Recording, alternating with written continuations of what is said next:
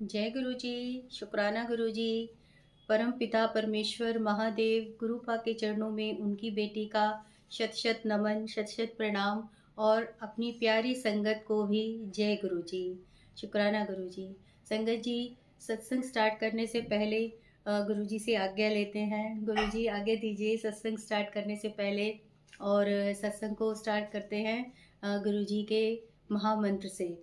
ओम नमः शिवाय। शिवजी सदा सहाय। ओम नमः शिवाय। गुरुजी सदा सहाय। ओम नमः शिवाय। शिवजी सदा सहाय। ओम नमः शिवाय। गुरुजी सदा सहाय। जय गुरु जी। संगत जी, आज अपने गुरुजी के इस महामंत्र के बारे में ही आप लोगों से मैं बात करना चाहूँगी, या अपनी जो गुरुजी के साथ लाइफ है, जर्नी है, जो मैं आपको हमेशा यही बोलती हूँ कि इसमें मैं अपनी गुरुजी के साथ लाइफ को डिस्कस करती हूँ, आप लोगों को बताती हूँ, यही मेरा सत्संग है। तो इस महामंत्र से रिलेटेड भी एक सत्संग है जो कि मुझे यही लगता है कि हाँ, ये सत्संग है, एक एक्सपीरियंस है मेरा। जब हम गुरुजी से शुरू शुरू में जुड़ते हैं संगत जी, तो हमें भी पता चलता है कि गुरुजी की पूजा, हमें स्टार्टिंग में नहीं पता था, मुझे भी नहीं पता था कि गुरुजी की पूजा कैसे करते हैं। और सत्संग सुनने से धीरे धीरे पता चला कि गुरुजी की पूजा में हमें गुरुजी का महामंत्र जो है इसका जाप करना चाहिए ज़्यादा से ज़्यादा। और गुरुजी को चंदन का टीका लगाना चाहिए, रोज़ गुरुजी के स्वरूप साफ करने चाहिए। और अब तक सत्संग संगत जी, मेरे पास भी गुरुजी के बड़े वाले 3 स्वरूप जो कि आपको इस दरबार में दिख रहे हैं। बड़े वाला ने जो सबसे बड़ा स्वरूप दिया वो गुरुजी ने बाद में ब्लेस किया था, बट ये जो 3 स्वरूप हैं धीरे धीरे मुझे मिल गए थे। और तब तक मुझे भी पता चल गया था सत्संग सुन सुन के कि हमें रोज़ अपने गुरुजी के स्वरूप को साफ करना चाहिए और उनको चंदन का टीका लगाना चाहिए। और वो एक स्वरूप नहीं है, वो खुद से गुरुजी हैं, उनसे ही हमें बातें करनी चाहिए। ये सारी चीज़ें मुझे समझ आ गई थी सत्संग सुन सुन के कि इस तरह से होता है। और मैंने भी जैसे ही मुझे पता चला तो मैंने भी इन सब नियमों को, चीज़ों को फॉलो करवाना शुरू कर दिया गुरुजी ने मुझसे भी। लेकिन संगत जी, जब मैं सुनती थी कि गुरुजी का मंत्र जाप ज़्यादा से ज़्यादा करना चाहिए और मतलब कैसे हम बढ़ाएं, मेरे दिमाग में ये रहता था। और उस टाइम तक इतनी वो नहीं हुई थी कि हम सोते जागते गुरुजी का मंत्र जाप अपने मन मन में शुरू कर दें, ये तो बहुत आगे की बातें होती हैं। और पहले तो क्योंकि रूटीन पूजा ही होती थी कि दिया जला दिया। हाँ, आज कुछ ये मेरा रूटीन था कि मैं सोमवार को ओम नमः शिवाय का मंत्र जाप कर लेती थी। कभी कभी, हमेशा रूटीन में नहीं, पर शिव चालीसा पढ़ लेती थी। और मंगलवार को हनुमान चालीसा पढ़ती थी। बुधवार को गणेश चालीसा पढ़ती थी। थर्सडे को भी मंदिर जाती थी। मतलब मैंने कोई डे मैं ऐसा नहीं छोड़ती थी कि हर एक भगवान का जो होता है, जैसे लक्ष्मी जी का है तो लक्ष्मी जी की चालीसा पढ़ ली। और लक्ष्मी जी के फास्ट भी रखे थे मैंने भी 2-3 बारी, तो वो सब कर लिया, तो वो करती थी। पर हाँ, गुरुजी का नहीं पता था कि अपने महाशिव, अपने गुरुजी की पूजा कैसे करनी चाहिए। तो शुरू में यही पता चला कि गुरुजी नाम दान नहीं देते थे। गुरुजी कहते थे कि सिर्फ आप मेरा मंत्र जाप कीजिए, ये आप अगर अपनी भक्ति से, अपने दिल से करेंगे तो आप मेरे से ज़्यादा कनेक्ट हो जाएंगे।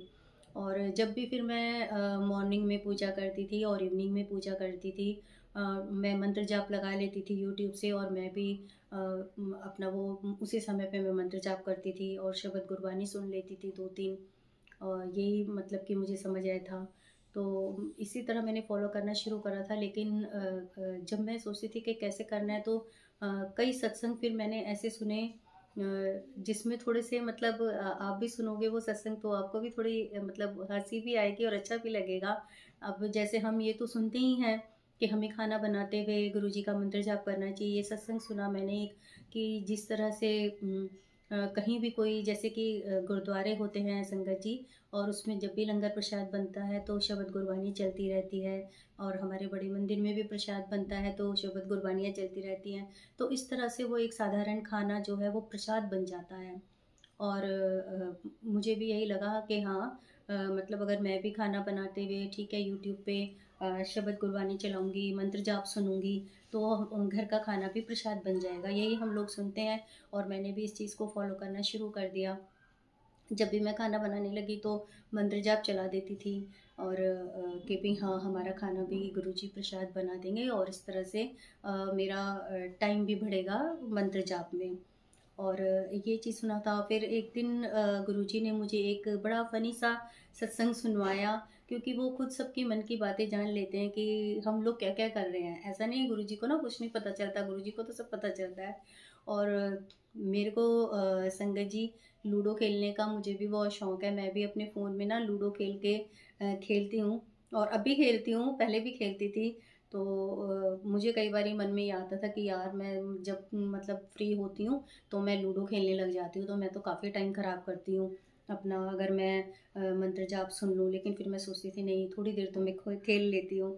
और गुरुजी भी अपनी बेटी की मन की बात समझ गए कि इसको भी पसंद है कि खेलना, और ये भी खेलना चाहती है। तब गुरुजी ने मेरे को एक बहुत अच्छा सत्संग सुनवाया कि एक वो मतलब उस समय गुरुजी फिजिकल फॉर्म में नहीं थे।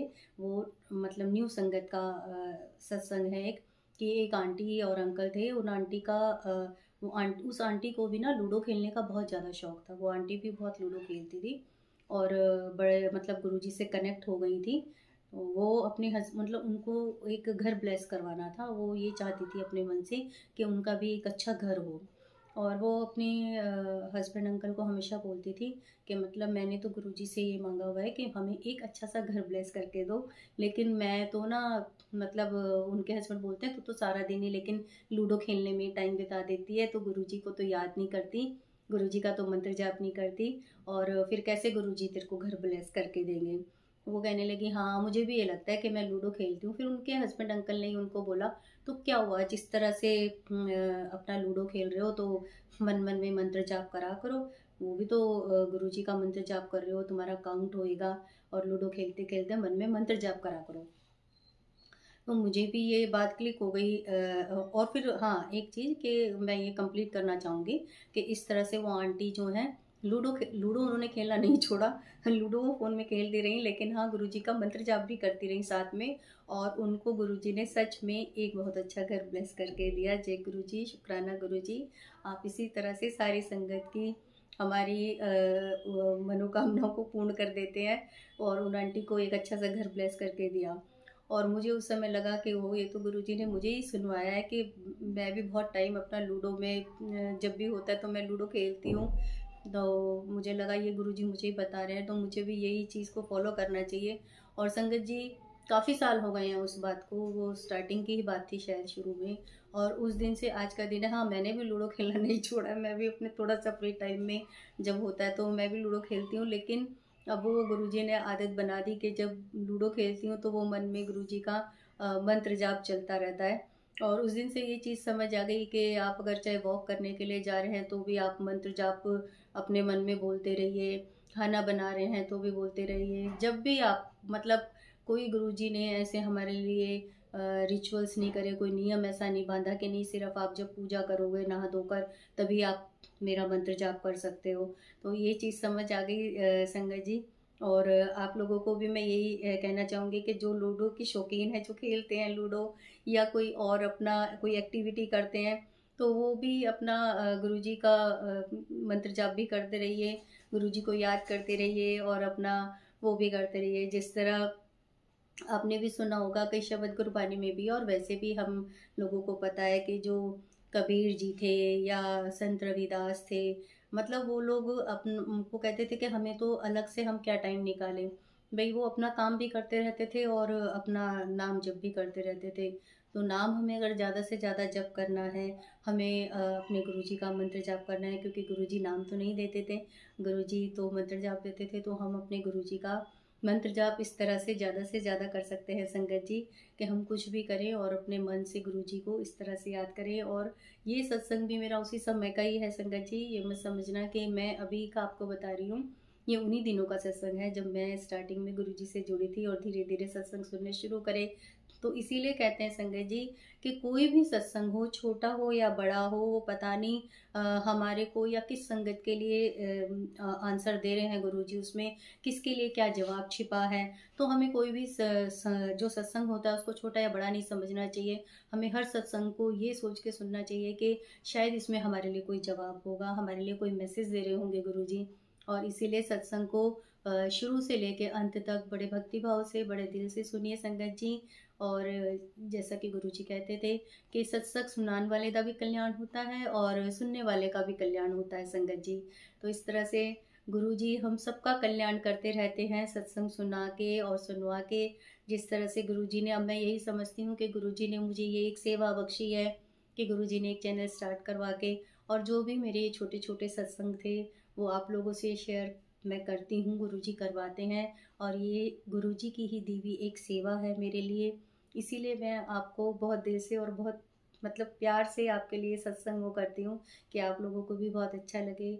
और आशा करती हूँ कि आप सबको ये सत्संग बहुत पसंद आ रहे हैं और अच्छे लग रहे हैं। इसके लिए शुक्राना है गुरु जी का और आप सबका।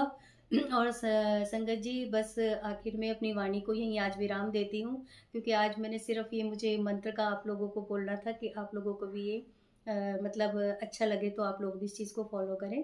तो अंत में गुरु जी अपनी वाणी को आपकी बेटी यहीं विराम देती है और गुरु जी का मंत्र जाप करते हैं। ओम नमः शिवाय, शिव जी सदा सहाय। ओम नमः शिवाय, गुरु जी सदा सहाय। ओम नमः शिवाय, शिव जी सदा सहाय। ओम नमः शिवाय, गुरु जी सदा सहाय। जय गुरु जी। शुक्राना गुरु जी। संगत जी, संगत जी, अगर आपको हमारे इस चैनल के, गुरु जी के इस चैनल के लाइफ विद गुरु जी के सत्संग अच्छे लग रहे हैं, आप बहुत प्यार से दिल से भक्ति भाव से सुन रहे हैं, तो प्लीज़ गुरु जी के इस चैनल लाइफ विद गुरु जी को लाइक कीजिए, शेयर कीजिए और कमेंट सेक्शन में प्लीज़ आप कमेंट कीजिए। बहुत अच्छे अच्छे कमेंट आप कर रहे हैं और मुझे भी बहुत अच्छा लगता है जब आप कमेंट करते हैं और उसका मैं जवाब देती हूँ। और सब्सक्राइब ज़रूर कीजिए और नोटिफिकेशन की जो बेल है उसको भी प्लीज़ प्रेस कीजिए, जिससे कि नेक्स्ट सत्संग का आपके पास नोटिफिकेशन बहुत आसानी से और बहुत जल्दी पहुंच सके और आप भी सत्संग से जुड़े रहें और प्यारे प्यारे सत्संगों को इसी तरह सुनते रहें। जय गुरु जी।